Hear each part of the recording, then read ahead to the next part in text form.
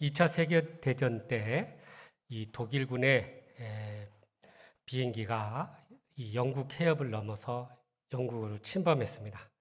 그때 영국 공군기들이 이것을 잘 막아가지고 승리를 하게 됐는데요. 이때 이 당시 영국 수상이었던 처칠이 이런 이야기를 합니다. 한 번의 승리로 자만해서는 안 된다. 최후 승리까지 계속해서 우리는 나아가야 한다라는 말을 남겼다고 합니다. 여러분, 우리 주변에 보면 한 번에 큰 승리를 하고 또 한 번에 큰 성공을 해서 이렇게 자만하다가 한 번에 또 훅 가는 그런 사람들을 종종 목격하게 됩니다. 크게 성공했다고 해서 이렇게 마음에 자만하고 또 이렇게 자신을 또 이렇게 낮추게 됐을 때 결국은 그것이 오히려 자신을 무너뜨리는 결과를 가져오더라는 거예요. 여러분, 우리의 승리가 한 번으로 끝나는 것이 아니기 때문에 그래서 우리는 계속해서 준비하고 훈련하고 그것을 이렇게 맞이해야 한다는 거죠. 여러분, 이것이 바로 영적인 싸움에서도 마찬가지예요. 오늘 본문의 이 여리고성의 큰 성공은 정말 이스라엘 역사에 아주 선을 그을 만한 큰 전쟁의 승리였습니다. 그런데 이 승리를 안고 이들이 과연 이후에 어떻게 해야 되는가를 오늘 우리에게 또 교훈하고 있는 거예요. 그러니까 크고 견고한 이 여리고성을 정복하는 것도 중요하지만 완전한 그런 최후의 승리를 얻기까지는 우리가 더욱더 준비하고 또 영적인 그런 끈을 놓아서는 안 된다는 것입니다. 오늘 이스라엘의 이 여리고성의 큰 승리는 가만히 보면 하나님께서 이 모든 것들을 주관하시고 이끄신 것뿐만 아니라 이스라엘의 철저한 순종과 또 믿음의 결과였다는 것을 우리가 알게 됩니다. 그러니까 하나님과 이스라엘의 합작품이었던 거예요. 여러분, 우리가 알다시피 이 이스라엘 백성들이 요단강을 건너서 길갈에 도착했을 때 그들이 행했던 게 있죠. 하나님께서 그들에게 할례를 행하고 유월절을 지키게 합니다. 그리고 이 여리고성을 하루에 한 바퀴씩 6날, 6일 동안 그렇게 돌게 했죠. 그리고 마지막 7째 날에 7번 돌게 한 후에 같이 함성을 질렀을 때 이 여리고성이 무너지게 되었던 것입니다. 그러니까 이 모든 것이 하나님의 명령에 철저히 순종하는 이 가운데서 결국 이 여리고성의 가나안상의 첫 번째 전쟁을 승리로 이끌게 되었던 것이죠. 그러므로 우리도 역시 인생의 영적인 싸움에서 우리가 완전한 승리하는 그날까지 우리가 어떻게 해야 될 것인지 또 짧은 또 한 번의 이런 큰 승리 이후에 우리가 어떻게 또 살아야 될 것인지 오늘 또 주시는 말씀을 통해 주님의 음성을 듣고 그렇게 순종함으로 늘 그렇게 승리의 삶을 살아가는 저와 여러분 되시기를 주님의 이름으로 축복합니다. 먼저 15절과 16절 말씀을 같이 한번 읽겠습니다. 시작.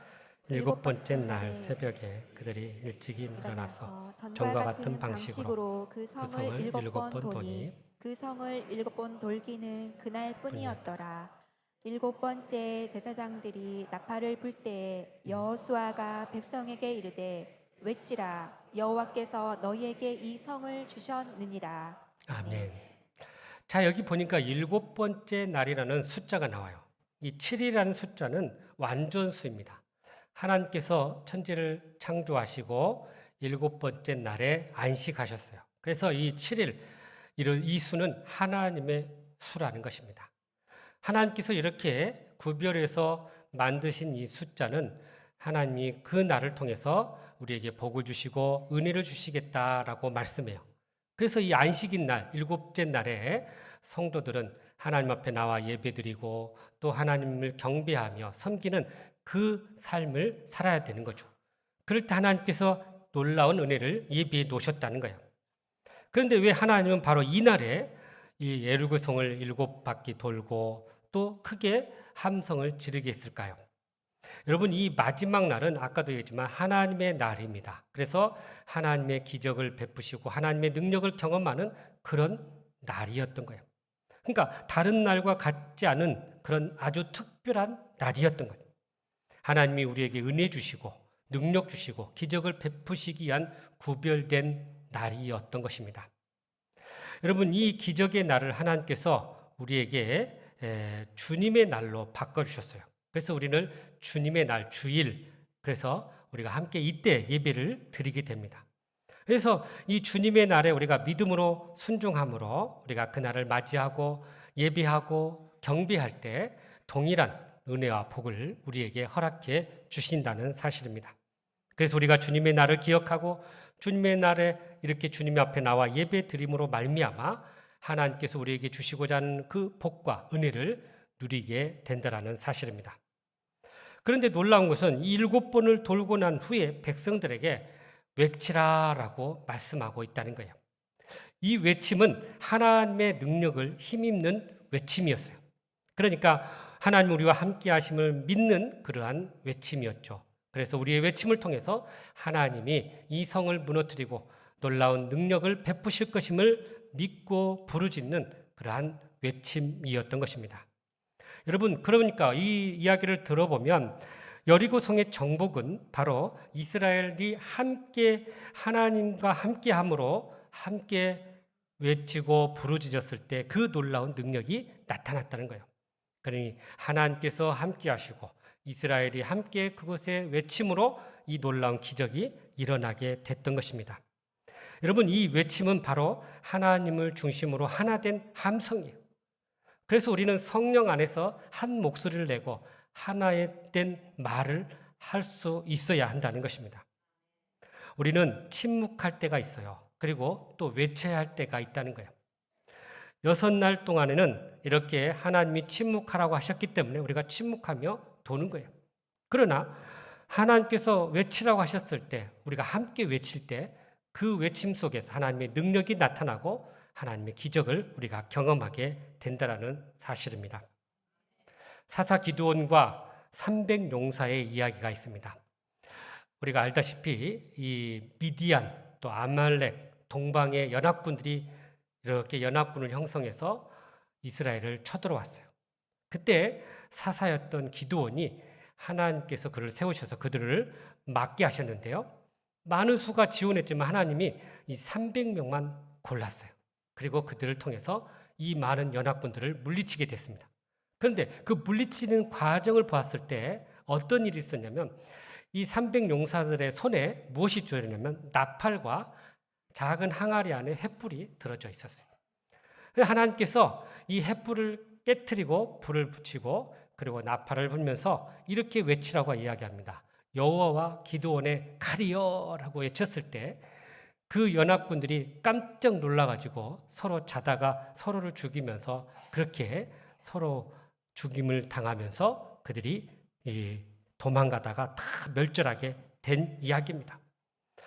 기드온과 300용사가 이렇게 하나 되어 외쳤을 때 그들이 큰 승리를 했듯이 이스라엘 백성들이 함께 외쳤을 때 여리고성의 큰 그 성이 견고하고 큰 성이 무너지게 되었다라는 사실이에요.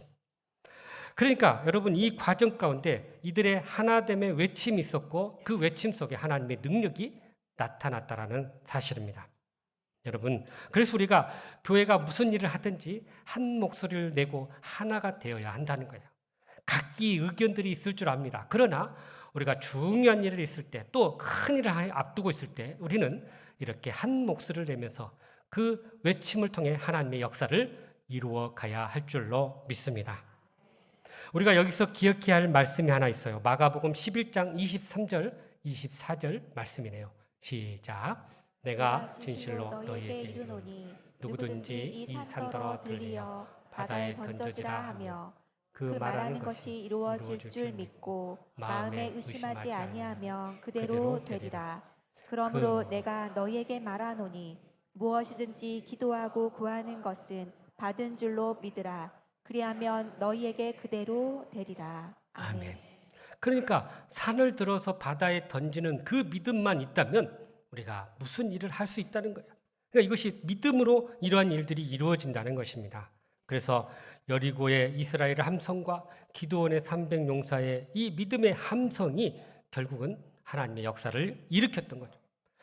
여러분, 거기서 우리가 하나 기억해야 할 것은 이 부르짖음, 이 함성은 바로 기도를 의미하고 있다는 거예요. 여러분, 우리가 어떤 일을 할 때 간절히 하나님 앞에 부르짖을 때 하나님의 역사와 능력이 나타난다라는 것입니다. 혼자 집에서 기도하는 것보다도 함께 합심해서 기도할 때 그 기도의 능력과 응답이 더 강하게 나타난다라는 사실이에요. 그래서 우리가 신앙생활하면서 아무리 어려운 일이 있다 할지라도 우리가 낙심하지 않고 염려하지 않고 믿음으로 나아가는 것은 바로 이 부르짖음의 기도를 통해서 하나님의 은혜와 응답을 경험할 수 있기 때문인 것입니다. 그러므로 우리가 하나님 앞에 모든 것들을 맡기고 함께 부르짖어서 이 놀라운 기적의 역사를 일으키는 우리 모든 선함의 성도들이 되기를 간절히 바랍니다. 일본의 기독교 작가인 미우라 아야코라는 여인이 있습니다. 이분이 이렇게 청년 때 많은 병을 안고 있었는데요. 그래서 그 몸이 마치 종합병원 같다라고 할 정도로요. 결핵도 있었고 또 젊은 나이에 파킨슨 병까지 얻었고요. 심지어 암이 발생해서 암도 수술하고 더 나아가서 이 척추에 문제가 생겨서 제대로 걷지 못하고 13년 동안이나 누워서 살았다고 합니다. 그야말로 절망적인 인생이었어요. 그런데 이 미우라 아야코의 한 남성이 그를 찾아가 주님께 인도했는데요. 바로 미치오라는 남자였어요. 하나님의 기적을 그가 경험하고 또 하나님의 능력을 그가 알았기 때문에 미우라 아야코에게 가서 그 하나님을 전하고 증거했는데요. 처음에는 받아들이질 않았다고 합니다. 그런데 끈질기게 기도하면서 그렇게 전도를 했더니 드디어 마음을 열고 예수님을 영접하게 되었던 거예요. 하나님의 은혜가 그에게 임하니까 그의 몸에 놀라운 기적의 역사가 일어나기 시작했는데요. 여인의 몸이 점점 회복되기 시작했고 병상에서 일어나게 되었고 그래서 하나님 앞에 나아가는 은혜를 입게 되었던 거예요. 그래서 자기 옆에 그렇게 자기를 돌봐주고 또 섬겨주었던 이 미치오라는 남자에게 감사해서 그와 결혼을 하고 한평생 같이 살게 됐던 것입니다.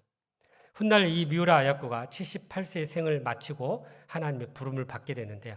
하나님의 부름을 받기 전에 이런 고백을 하게 됐다고 합니다. 아프지 않으면 드리지 못할 기도가 있습니다. 아프지 않으면 듣지 못할 말씀이 있습니다. 내가 아팠기 때문에 부르짖어 기도했고 내가 아팠기 때문에 말씀에 귀를 기울였고 내가 아팠기 때문에 하나님께 예배를 드렸고 내가 아팠기 때문에 거룩한 하나님을 만날 수 있었습니다. 내가 아팠기 때문에 그리스도인이 되었고 그래서 감사의 삶을 살 수 있었습니다. 라고 고백했던 거예요. 이처럼 우리가 우리의 인생 가운데 아무리 어둡고 절망스러운다 할지라도 우리가 하나님 앞에 부르짖고 하나님 앞에 나아간다면 그 삶 속에 놀라운 기적의 역사가 일어나게 될 줄로 믿습니다. 그러므로 우리도 영적인 싸움에서 믿음으로 부르짖고 그렇게 순종함으로 기적의 역사를 날마다 경험하고 또 하나님의 놀라운 은혜들을 계속해서 누리며 살아가는 저와 여러분 되시기를 주님의 이름으로 축복합니다. 계속해서 우리 17절 말씀 또 읽어볼까요? 시작. 이 성과 그 가운데 있는 모든 것은 여호와께 온전히 바치되 기생 라합과 그 집에 동거하는 자는 모두 살려주라. 이는 우리가 보낸 사자들을 그가 숨겨 주었음이니라. 아멘. 여호수아가 이 여리고성을 정복하고 나서 제일 먼저 한 것은 그 사람들을 죽이는 것이 아니었고요. 또 전리품을 챙기는 것도 아니었어요. 가장 먼저 한 일은 그 성의 라합의 가정들을 구원하는 일이었습니다. 그러니까 두 정탐꾼이 여리고성을 정탐하러 갔을 때 신분이 노출되어서 쫓기게 되었을 때 라합이 두 사람을 숨겨줬어요. 그리고 나서 라합이 이 정탐꾼에게 부탁을 한 거죠. 너희들이 우리 성을 정복할 때 우리 가족을 구원해달라. 그러면서 두 가지를 이야기합니다. 여호와의 이름으로 맹세해라. 그리고 증표를 하나 주라. 그래서 이 두 정탐꾼이 여호와의 이름으로 맹세를 하고 증표를 하나 줬어요. 그래서 우리가 어느 날 너희 집 창문에 붉은 줄을 매달아 놓아라. 그러면 너희를 구원하겠다. 이렇게 약속을 한 거죠. 그래서 여호수아가 이러한 약속의 말씀을 알고 이렇게 두 정탐꾼을 도와준 라합의 가정을 먼저 찾았다라는 사실입니다. 그래서 여호수아가 이 두 정탐꾼에게 직접 말을 해요. 본문 22절입니다. 같이 한번 보시죠. 시작. 여호수아가 그 땅을 정탐한 두 두 사람에게 사람에게 이르되 그 그 기생의 집에 집에 들어가서 들어가서 너희가 그 여인에게 맹세한 대로 그와 그에게 속한 모든 것을 이끌어내라 하매. 아멘. 여기 우리가 눈여겨봐야 될 게 두 정탐꾼에게 그 여인에게 맹세한 대로라고 이야기합니다. 그러니까 하나님의 이름으로 맹세하고 구원하겠다라는 이 약속을 반드시 지켜야 한다는 거예요. 위기가 올 때 많은 경우에 그 위기를 모면하려고 그냥 약속을 남발하는 경우가 종종 있어요. 그런데 하나님의 이름을 걸고 맹세했다면 이것은 반드시 지켜야 한다는 거예요. 우리가 살면서 많은 약속들을 하죠. 심지어 글을 써가지고 공증까지 하기도 합니다. 하지만 상황적으로 또 개인적으로 또 고의적으로 약속을 지키지 않을 때가 얼마나 많은지 모릅니다. 그러나 하나님은 시건하는 분이 아니시고 변기하시는 분이 아니라는 거예요. 우리가 이 하나님을 믿고 아버지라고 부른다면 우리도 마찬가지로 말을 바꾸거나 변개하거나 이렇게 약속을 지키지 않아서는 안 된다는 거죠. 그래서 하나님의 이름으로 맹세하고 지키지 않는다면 이것은 하나님의 영광을 가리는 악행이라는 사실을 우리가 기억해야 한다는 것입니다. 성경을 보면 하나님의 약속이 많이 나와요. 여러 곳에 나오는데 예를 들면 이사야 58장 14절에 보면 안식일을 지킬 때 주실 복을 이야기하고 있어요. 같이 한번 보세요. 시작. 내가 여호와 안에서 즐거움을 얻을 것이라. 내가 너를 땅의 높은 곳에 올리고 내 조상 야곱의 기업으로 기르리라. 여호와의 입이 말씀이니라. 그러니까 안식일을 지킬 때 우리에게 즐거움을 주고 우리를 높이고 이 야곱의 기업을 우리에게 주시겠다 이렇게 약속하고 있습니다. 또 우리가 말라기 3장 10절에 보면 11조에 했을 때 약속이 있어요. 한번 읽어보죠. 시작. 만군의 여호와가 이르노라. 너희의 온전한 11조를 창고에 들여 나의 집에 양식이 있게 하고 그것으로 나를 시험하여 내가 하늘 문을 열고 너희에게 복을 쌓을 곳이 없도록 붙지 아니하나 보라. 아멘. 그러니까 11조의 삶을 통해서 하나님께서 너희들에게 얼마나 부어주시는지 한번 시험해 보라는 거예요. 또 우리가 다른 사람을 돕고 섬길 때 하나님께서 주신 약속의 말씀이 누가복음 6장 38절이네요. 시작. 주라 그리하면 너희에게 줄 것이요 곧 후히 되어 누르고 흔들어 넘치도록 하여 너희에게 안겨주리라. 너희가 헤아리는 그 헤아림으로 너희도 헤아림을 도로 받을 것이니라. 아멘. 그러니까 우리가 다른 사람에게 베풀고 나누면 후히 되어 누르고 넘치도록 안겨주겠다고 분명히 약속하고 있어요. 그러니까 우리가 한번 이 말씀을 의지하고 믿고 한번 순종해 보십시오. 하나님께서 얼마나 우리에게 갚아주시는지를 경험해 보시기를 바랍니다. 원래 하나님은 가나안 땅을 정복할 때 그 땅의 모든 사람들을 진멸하라고 말씀하셔요. 다 죽이라는 거예요. 왜냐하면 이스라엘 백성과 이 가나안의 우상을 섬기는 죄인들과 함께 섞이면 이스라엘 백성들이 오염되고 물들기 때문에 이것들을 구별하기 위해서 이렇게 다 진멸하라고 하셨습니다. 그런데 이렇게 라합과 같이 가나안 족속이면서 살아남은 족속이 또 있어요. 바로 기브온이라는 족속입니다. 이 기브온 족속들이 가나안 거민들인데 이스라엘 백성들이 행하는 모습을 듣고 두려웠어요. 그래서 서로 자기들끼리 계략을 짠 거죠. 그래서 우리 사신인 척하고 가서 화평 조약을 맺자. 그래서 일부러 이 신도 옷도 허름한 옷 입고요. 또 떡도 이렇게 곰팡이 난 떡을 가지고 헤어진 전대를 차고 멀리서 온 것처럼 속여가지고 화평 조약을 맺게 된 거예요. 그러니까 여호수아가 왜 우리와 화평 조약을 맺기를 하냐? 우리는 당신의 종입니다 하면서 이렇게 화평을 맺기를 원했던 거예요. 그러니까 여호수아가 하나님 앞에 묻지도 않고 그냥 그들과 조약을 맺은 거죠. 그런데 알고 봤더니 그들이 그 근처에 사는 거민이었던 거예요. 나중에 그들을 다시 불러 묻습니다. 너희들 왜 이렇게 거짓말했느냐? 그랬더니 우리들이 당신들에게 죽임을 당할까 이렇게 했습니다. 라고 이야기합니다. 결국 하나님의 이름으로 그들이 명세했기 때문에 이 조약을 그대로 유지됐고 또 유효하게 되었던 거예요. 그런데 놀랍게요, 이 기브온 족속들이 하나님의 성전 안에서 물을 깃고 나무를 패는 그런 일을 하게 돼요. 그래서 하나님의 선민 안으로 편입되어서 하나님의 백성이 되었던 것입니다. 그러면서 우리가 이렇게 하나님께서 약속하신 것을 우리가 반드시 지켜야 된다는 거예요. 민수기 23장 19절에 이렇게 말씀하시네요. 보세요. 시작. 하나님은 사람이 아니시니 거짓말을 하지 않으시고 인생을 아니시니 후회가 없으시도다. 어찌 그 말씀하신 바를 행하지 않으시며 하신 말씀을 실행하지 않으시랴. 아멘.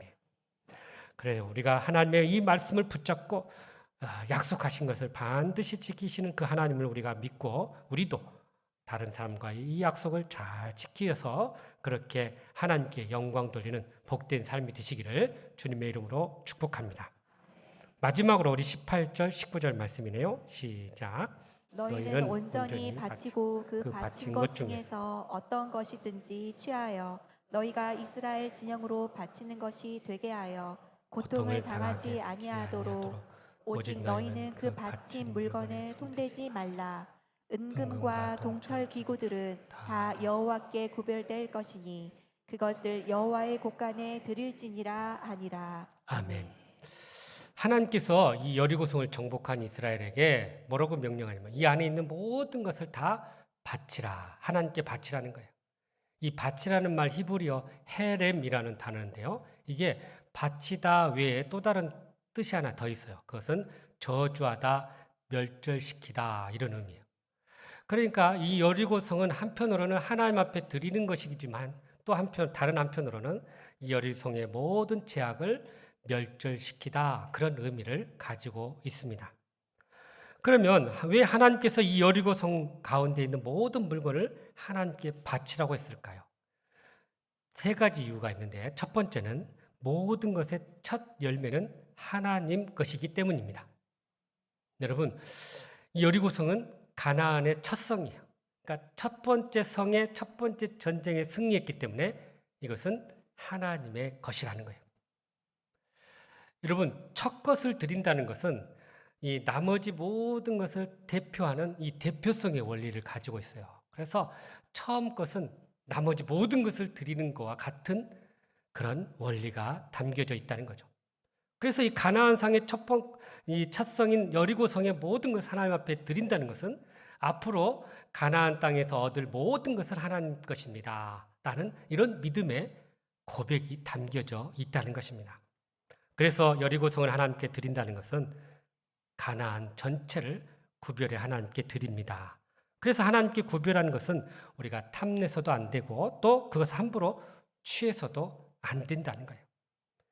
이처럼 우리는 이 첫 것을 잘 구별해서 하나님께 드리는 이 신앙을 우리가 소유해야 한다는 사실입니다. 두 번째는 왜 가나안 땅의 모든 것을 하나님께 바치라 했냐? 이 가나안 땅에 특별히 여리고성은 이 자신들의 죄로 인한 심판의 결과예요. 그러니까 하나님의 심판의 결과라는 거죠.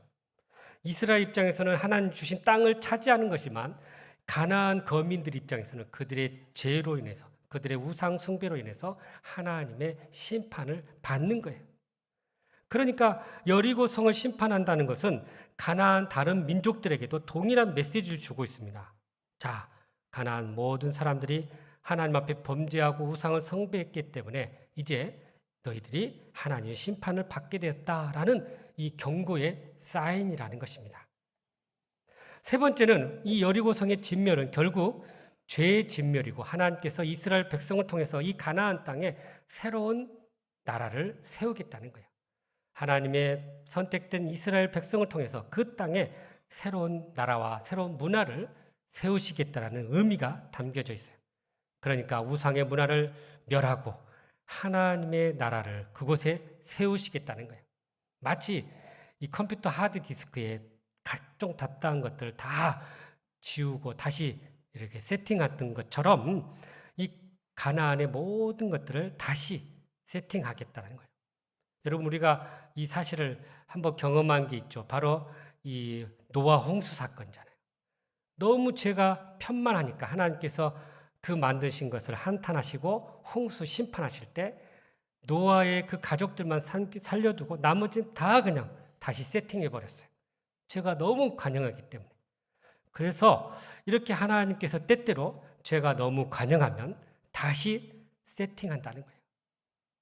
그래서 하나님께서 이 여리고성의 정복과 승리를 통해서 가나안의 진정한 승리하는 삶이 무엇인지를 보여줘요. 그것은 죄를 멀리하고 하나님의 말씀 가운데 세워질 때 그 땅이 새로워질 것임을 말씀하고 있는 것입니다. 여호수아가 이렇게 하나님의 뜻을 잘 받들었어요. 그리고 나서 이 여리고에 대해서 영원히 저주를 하게 됐는데 바로 본문 26절입니다. 한번 읽어보죠. 시작. 여호수아가 그때 맹세하게 하여 이르되 누구든지 일어나서 이 여리고성을 건축하는 자는 여호와 앞에서 저주를 받을 것이라. 그 기초를 쌓을 때 그의 맏아들을 잃을 것이요 그 문을 세울 때 그의 막내 아들을 잃으리라 하였더라. 아멘. 그래서 여리고를 다시 세우지 말라고 경고를 했어요. 그런데 이 사건 이후로 500년이 흐르고 나서 북이스라엘의 아합 왕 때 히엘이라는 사람이 여리고를 다시 재건합니다. 그때 이 여호수아의 저주처럼 성을 재건하고 기초를 세울 때 자기의 맏아들이 죽고요. 또 문을 이렇게 세울 때 그의 둘째 아들이 죽게 됩니다. 그러니까 여기서 우리가 참 기억해야 할 것은 이 죄에 대해서 우리가 철저히 이 헤렘의 마음을 가져야 된다는 거예요.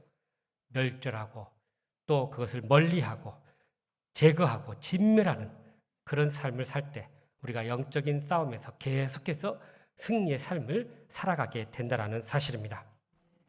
사무엘상 15장에 보면요. 이 사울 왕에게 하나님께서 아말렉과의 전쟁에서 이렇게 그 모든 것을 이겼을 때 진멸하라고 명령합니다. 그런데 이 사울 왕이 하나님의 말씀을 따르질 않아요. 그래서 아말렉 왕도 살려주고 또 좋은 이 소와 양을 취하고 물건들도 취하고 그래서 사무엘 선지자가 왜 이렇게 행했냐고 물었더니 이렇게 핑계를 댑니다. 좋은 것으로 하나님께 제사 드리려고 했습니다. 그래요. 그랬을 때 이 사무엘이 아주 중요한 말을 하죠. 순종이 제사보다 낫습니다. 여러분, 사울의 이 행위를 가만히 보면 굉장히 합리적이고 또 효율적인 그런 행동인 것처럼 보입니다. 그러나 하나님의 명령의 의도는 모든 죄와의 단절이에요. 그래서 우리는 이것을 철저히 순종해야 한다는 거예요. 신앙생활하면서 우리가 경계해야 할 게 있어요. 합리성 또는 효율성, 편리성. 이것이 때때로 좋아 보이거든요. 그런데 이것이 영적으로 서로 충돌할 때가 있다는 거예요. 그리고 우리가 하나님의 말씀이 아니라고 하면 우리가 해서는 안 되는 거예요. 하나님이 중요하다고 하면 그것을 우리가 따르면 되는 거예요.